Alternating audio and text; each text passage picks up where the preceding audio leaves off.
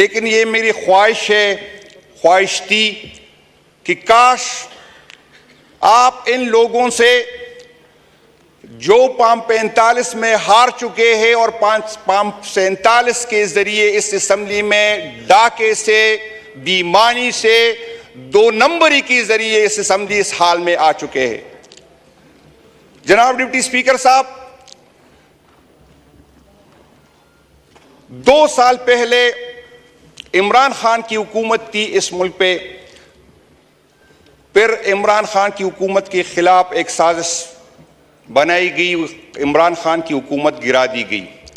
عمران خان کا قصور کیا تھا؟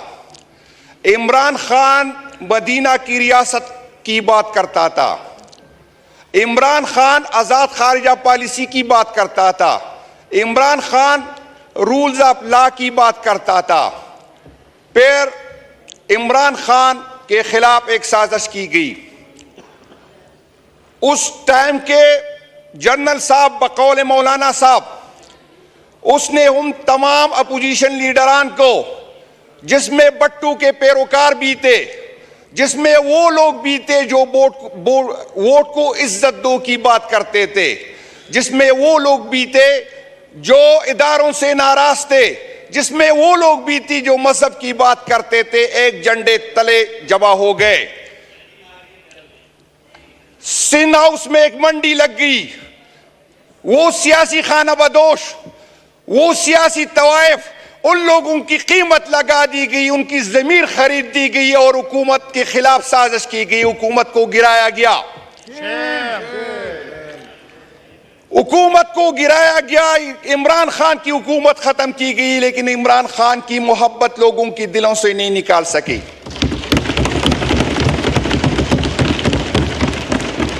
عمران خان کے خلاف تقریباً 200 مقدمات قائم کیے گئے، لیکن پھر بھی حکومت کے وقت نے، اداروں نے مل کے جو جبر کیا، جو ظلم کیا، جو ہمارے ساتھ، جو ہمارے ورکر کے ساتھ، اس کے باوجود ہم ڈٹے رہے. کچھ لوگوں کو لالچی دی گئی، کچھ لوگوں کو ڈرایا گیا، کچھ لوگوں کی ویڈیو دکھائی گئی، کچھ لوگوں کی فائلیں دکھا دی گئی، اور ان لوگوں نے جنہوں نے اس ملک کو لوٹا تھا، 2 کچردان بنا دی گئی. ایک پنجاب میں اس کو استحکام کا نام دیا گیا، ایک کچردان کی پی میں بنا دی گئی، اس کو پاکستان پیپل پارٹی پارلیمنٹیرین کا نام دیا گیا، اور پنجاب کے سارے گن کو استحکام میں جمع کیا اور کی پی کے سارے گن کو پی ٹی آئی پارلیمنٹیرین میں جمع کیا. ریاست نے ہمارے ساتھ جو ظلم اس کے ہو سکتا تھا ہمارے ساتھ کیا گیا، لیکن پھر بھی ریاست کی جو ہے اس کی تسلی نہیں ہوئی. عمران خان پہ 2 قاتلانہ حملے کیے گئے، پھر بھی ریاست کو سکون نہیں ملا، پھر بھی اداروں کو سکون نہیں ملا، پھر بھی اس حکومت کو سکون نہیں ملا. اور پھر ایک نیا ڈرامہ کیا. جب اسے پتا چلا کہ عمران خان ہم ان کے دلوں سے نہیں نکال سکتے، تو 9 مئی کا ڈرامہ کیا گیا. پھر ایک ڈرامہ شروع ہوا. لوگ ٹی وی پہ آ کے کہتے تھے کہ میں 9 مئی کی مذمت کرتا ہوں اور پارٹی چھوڑ جاتا ہوں، تو اس کی ساری گناہ معاف دیتے، جیسے یہ پاکستان کسی کی جاگیر ہے، جیسے یہ پاکستان کسی کو جہیز میں ملا ہے. آپ کون ہوتے کسی کے جرم معاف کرتے والے؟ جناب ڈپٹی اسپیکر صاحب، ہمارے ساتھ ہم پہ ایف آئی آر کاٹی گئی. میں حیران ہوں. 9 مئی کا واقعہ ہوتا ہے، 10-11 مئی کو ہمارے لوگ جو ہے پکڑے جاتے ہیں، اور اس سے جیلوں میں جو لوگ ملنے آتے ہیں تو کیا کہتے ہیں؟ اسے ملنے جو آتے ہیں وہ کہتے ہیں عمران خان کا نشان نہیں ہوگا. اگر سپریم کورٹ نے یہ فیصلہ اس ٹائم کرنا تھا، الیکشن سے چند دن پہلے کرنا تھا، تو 10 مئی کو 11 مئی کو ان نامعلوم لوگوں کو کس طرح پتا چلا کہ عمران خان کا نشان نہیں ہوگا؟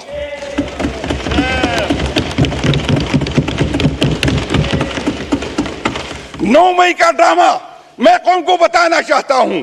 9 مئی کو میں نے 34 شہیدوں کی لاشیں اٹھائی ہوئی ہے. 9 مئی کو میں نے 200 مریض اٹھائے ہوئے، زخمی اٹھائے. میرا ایف آئی آر نہیں کاٹا گیا. لیکن میرے شہیدوں کے، میرے دوستوں کی FIR مجھ پہ کاٹی گئی۔ پھر 9 مئی کو بہانہ بنا کے ہم سے جو ہے نشان چھینا گیا، کبھی کسی کو جوتے دی گئے، کسی کو بینگن دیا گیا، لیکن عمران خان کا نام جب بینگن کے ساتھ لگا، جب جوتوں کے ساتھ لگا، جو پی ٹی ایم کے جو قیادت بیٹی ہے، ان کو اپنی زندگی میں اتنی عزت نہیں ملی تھی جو جس وجہ سے جوتوں کو عمران خان کی وجہ سے عزت مل گئی تھی۔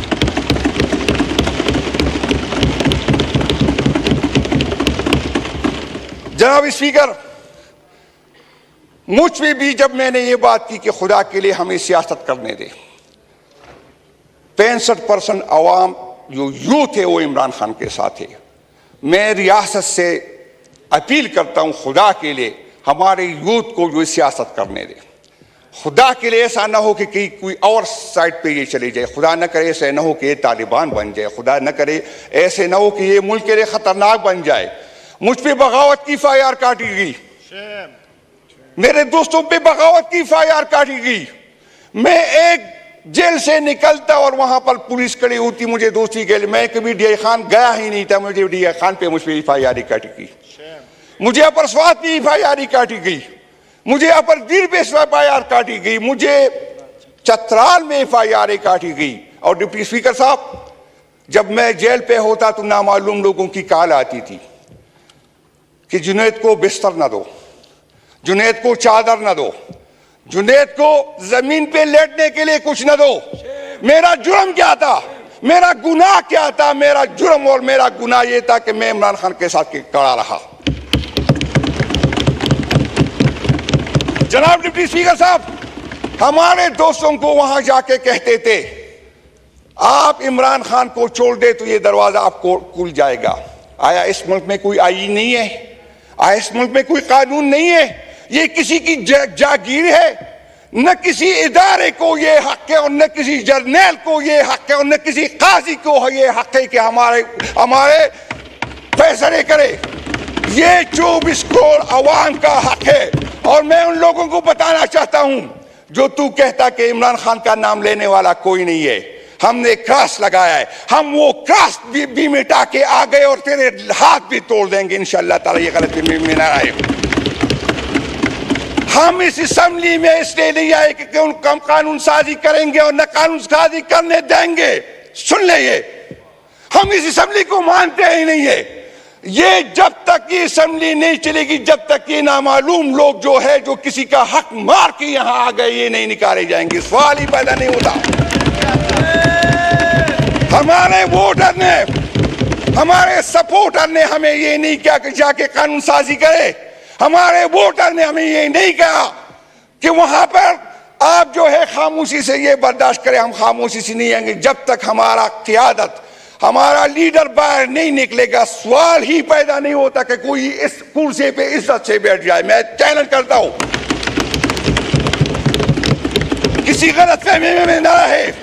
ہم یہاں پر کوئی مفاہمت کے لیے نہیں آئے، نہ کوئی بات کرنے آئیں گے، اور جو بھی بات کرے گا ہم اس کے خلاف اٹھیں گے۔ کس آئین کی بات کرتے ہو؟ کس جمہوریت کی بات کرتے ہو؟ کس پارلیمنٹ کی بات کرتے ہو جس میں آدھے سے زیادہ پامپینٹرس میں ہارے ہوئے لوگ آئے ہوئے؟ آپ لوگوں نے آئین کے ساتھ جو کیا، آپ لوگوں نے اس ملک کے ساتھ جو کیا، آپ کا احتساب ہوگا، آپ سے پوچھا جائے گا۔ اور جب تک ہمارا حق ہمیں نہیں جائے گا، کوئی غلط فہمی میں نہ رہے کہ اس ایوان کو ہم چلنے دیں گے۔ یہ جناب ڈپٹی اسپیکر صاحب، ابھی تک جو میرے شہید ہے مجھے کہتا ہے 9 مئی کی مذمت کرو، میں 9 مئی کی مذمت کرتا ہوں، لیکن اس ایک آپ کی والی مذمت نہیں کرتا۔ میں اس دن کی مذمت کرتا ہوں جب میرے قائد کی بے عزتی کی گئی، اسے ہائی کورٹ سے لے کے گئے بے عزتی کے ساتھ، میں اس کی مذمت کرتا ہوں۔ میں اس کی مذمت کرتا ہوں کہ ہائی کورٹ کا چیف جسٹس جو خاموش رہا جو ہائی کورٹ میں ہوا ہے، میں اس کی مذمت کرتا ہوں۔ میں اس کی مذمت کرتا ہوں جو 34 شہید میرے ہوئے، میں اس کی مذمت کرتا ہوں جو 200 لوگ میں زخمی ہو گئے۔ میری FIR ہی نہیں کاٹی جا رہی، مجھے میری اپیل ہے، میں حکومتی وقت سے کہتا ہوں، میں چیف جسٹس سے کہتا ہوں کہ 9 مئی کی انکوائری کرو اور دیکھو کس کا فائدہ کس کو ہوا، یہ کس نے پلان کیا۔ عجیب ادارے ہیں، میں اپنا پیٹ کاٹ کر جو ہے اپنی اداروں پہ لگاتا ہوں، ان کو یہ پتہ نہیں تھا کہ 9 مئی کیا ہونے والا ہے۔ جو آئی جی اس کا ذمہ دار تھا ہم نے اس کو ایوارڈ دیا، جس کو سزا ہونی چاہیے تھی، جس کو برطرف کرنا چاہیے تھا، کیونکہ آئی جی کی سرپرستی میں یہ سب کچھ ہوا ہے، کیونکہ اداروں کی سرپرستی میں یہ سب ہوا۔ 9 مئی بہانہ تھا، عمران خان نشانہ تھا۔ عمران خان اس ملک کا مستقبل ہے، عمران خان کے ساتھ اس ملک کا مستقبل جڑا ہوا ہے۔ عمران خان کے ساتھ آپ جو ہے، عمران خان جو ہے وہ سوچ کا نام ہے۔ عمران خان ہمارا مستقبل ہے اور ہمارے بچے اس کے ساتھ جڑے ہوئے ہیں۔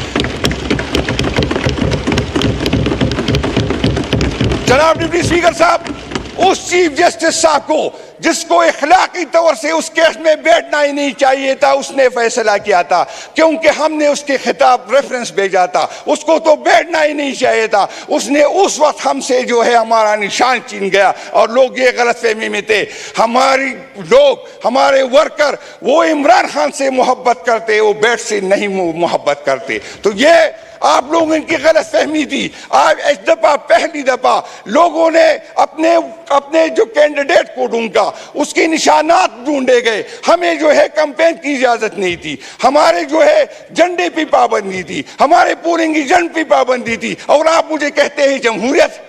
یہ جمہوریت تو میں ماننے کو تیار ہی نہیں، یہ اسمبلی میں ماننے کو تیار ہی نہیں۔ جمہوریت کی بات کرتے ہو تو جمہوری طریقے سے آؤ تاکہ ہم آپ کے ساتھ بیٹھ جائے۔ اگر اس طرح آپ لوگوں نے اسمبلی میں آنا ہے تو میں پاگل ہوں کہ لوگوں کی اتنی جو ہے 8,000 لاکھ اور 6,000 لاکھ لوگوں کی پیچھے میں دوڑوں۔ میں کسی جرنیل کیا کے پیچھے کیوں نہیں ہوتا کہ اسمبلی میں آ جاؤں؟ آیا کسی جرنیل نے یہ فیصلہ کرنا ہے؟